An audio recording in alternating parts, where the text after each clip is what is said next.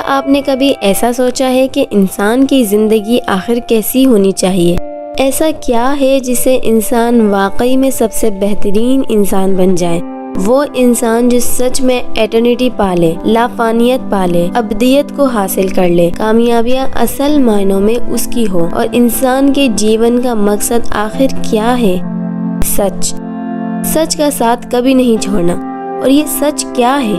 اس سچ کو جاننے کے لیے مجھے انسان کے وجود کے پچھلے 40,000 سالوں کو اسٹڈی کرنا پڑا، ہر اینگل سے، سائنس سے، ریلیجنز یعنی مذاہب سے، فلسفی یعنی فلسفے سے، آرکیولوجی سے، اور اس تمام ریسرچ کے دوران اگر کوئی حتمی سچ میری نظر سے گزرا ہے تو وہ حضرت ابو ذر غفاری رضی اللہ عنہ سے مروی اللہ کے آخری نبی محمد رسول اللہ صلی اللہ علیہ وسلم کی ایک طویل اور جامع حدیث ہے، جس سے زیادہ بہتر اور پرفیکٹ لٹریچر مجھے اپنی اس کمپلیٹ ریسرچ میں نہیں ملا۔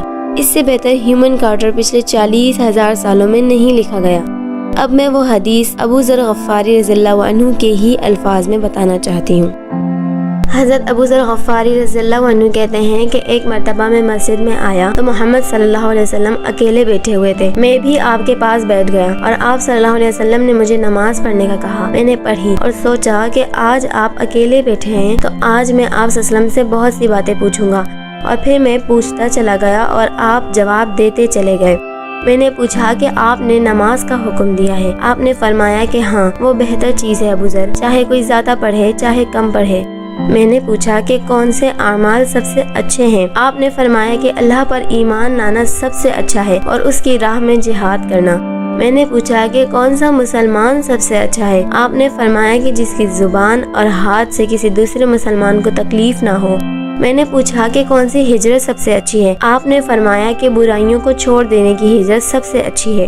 میں نے پوچھا کہ سب سے اچھی نماز کون سی ہے؟ آپ نے فرمایا کہ لمبے قنوت والی نماز۔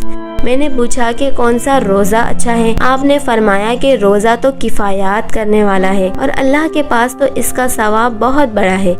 میں نے پوچھا کہ کون سا جہاد سب سے اچھا ہے؟ آپ نے فرمایا کہ جس میں گھوڑا بھی چلا جائے اور خود انسان کو بھی تکلیف پہنچے۔ میں نے پوچھا کہ کون سا غلام آزاد کرنا سب سے اچھا ہے؟ آپ نے فرمایا کہ جس کی قدر اور قیمت زیادہ ہو اور مالک کو زیادہ پسند ہو، وہ غلام اللہ کے لیے آزاد کرنا سب سے اچھا ہے۔ میں نے پوچھا کہ صدقہ کون سا اچھا ہے؟ آپ نے فرمایا کہ جس کے پاس مال کم ہو اور پھر بھی وہ کوشش کرے اور جو چپکے سے محتاج کو دے دے۔ میں نے پوچھا کہ قرآن کی کون سی آیت سب سے بڑی ہے؟ آپ نے فرمایا کہ آیت الکرسی، اور پھر فرمایا کہ اے ابو ذر، یہ ساتوں آسمان اللہ کے عرش کے سامنے ایسے ہیں کہ جیسے صحرا میں کوئی انگوٹھی پڑی ہوتی ہے، اور اللہ کی کرسی کے مقابلے میں عرش ایسا ہے جیسے صحرا میں کوئی انگوٹھی پڑی ہوتی ہے۔ میں نے پوچھا یا رسول اللہ، آج تک کتنے نبی آئے ہیں؟ آپ نے فرمایا کہ 1,24,000۔ میں نے پوچھا کہ سب سے پہلے نبی کون ہیں؟ آپ نے فرمایا کہ آدم علیہ السلام۔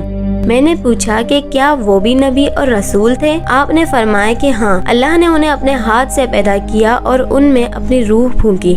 اور سنو اے ابو ذر، 4 نبی سریانی ہیں، آدم، شیس، ادریس اور نوح علیہ السلام، اور 4 نبی عربی ہیں، ہود، شعیب، صالح اور میں نے پوچھا کہ اللہ نے کتنی کتابیں نازل فرمائی ہیں؟ آپ نے فرمایا کہ 100 صحیفے اور 4 کتابیں، تورات، انجیل، زبور اور قرآن مجید۔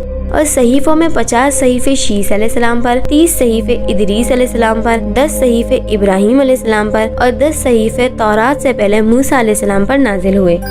میں نے حیران ہو کر پوچھا یا رسول اللہ، ابراہیم علیہ السلام کے صحیفوں میں کیا تھا؟ آپ نے فرمایا کہ ان کی تعلیم بادشاہ کو اس کی بادشاہت کا مقصد سمجھانا تھا اور اس کے مظلوم کی فریاد کشی کا احساس دلانا تھا۔ اے ابو ذر، مظلوم کی دعا کو اللہ لازمی قبول فرماتا ہے، چاہے وہ مظلوم کافر ہی کیوں نہ ہو۔ ابراہیم علیہ السلام کے صحیفوں میں دنیا کا مال جمع کرنے سے روکنا تھا، نصیحتیں تھیں۔ مثلاً عقل مند کے لیے ضروری ہے کہ وہ اپنے وقت کا استعمال کرنا سیکھے، ایک وقت میں اپنے اعمال کا محاسبہ کرے، دوسرے وقت میں اپنے خالق کی صفات پر غور کرے، اور تیسرے وقت میں اپنے معاش کو دیکھے۔ عقل مند وہی ہے جو 3 چیزوں میں اپنا وقت استعمال کرے، پہلے آخرت کی فکر میں، دوسری سامان زیست میں، تیسری اللہ کی نعمت سے لطف اندوز ہو کر شکر ادا کرنے میں۔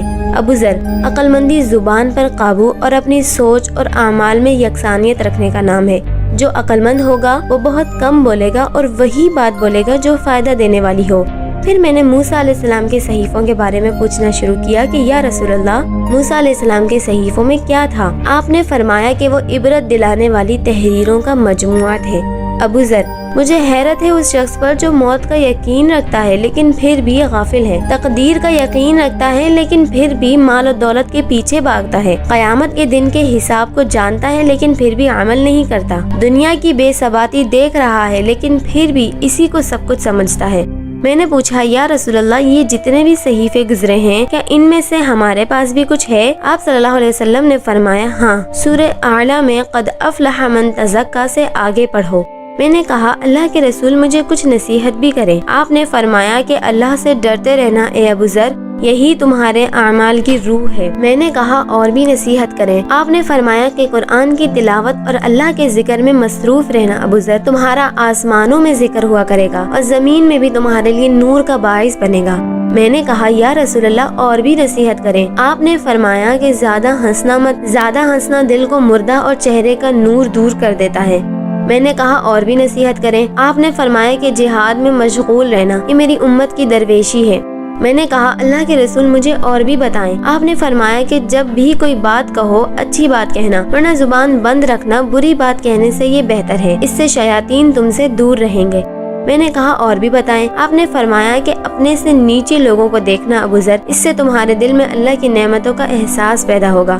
میں نے کہا اور بھی بتائیں۔ آپ نے فرمایا کہ مساکین کے قریب رہنا، ان سے محبت رکھنا، اس سے تمہیں اللہ کی رحمتوں کا اندازہ ہوگا۔ میں نے کہا اور بھی بتائیں۔ آپ نے فرمایا کہ قرابت داروں سے ملتے رہنا، چاہے وہ تم سے نہ ملتے ہوں۔ میں نے کہا اور بھی بتائیں۔ آپ نے فرمایا کہ ہمیشہ سچ بولنا ابو ذر، چاہے وہ کسی کو کڑوا لگے۔ میں نے کہا اور بھی بتائیں۔ آپ نے فرمایا کہ اپنے عیبوں پر نظر رکھنا، دوسرے کی برائی یا ٹو میں نہ لگے رہنا۔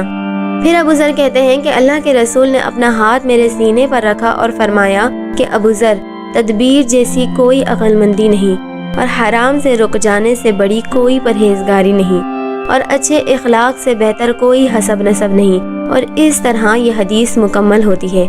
میری یہ ریسرچ اب تک کی زندگی کی سب سے بڑی اچیومنٹ تھی، اس سینس میں نہیں کہ اس ریسرچ نے مجھے دنیا کے سچ کی پہچان دی، بلکہ اس سینس میں کہ اس ریسرچ نے مجھے اللہ کی پہچان دی، مجھے یقین دلایا کہ وہی ایک اللہ ہے جو ہمیشہ سے تھا اور ہمیشہ رہے گا، سوائے اس کے کوئی بھی عبادت کے لائق ہی نہیں، اور محمد صلی اللہ علیہ وسلم اللہ کے رسول ہیں۔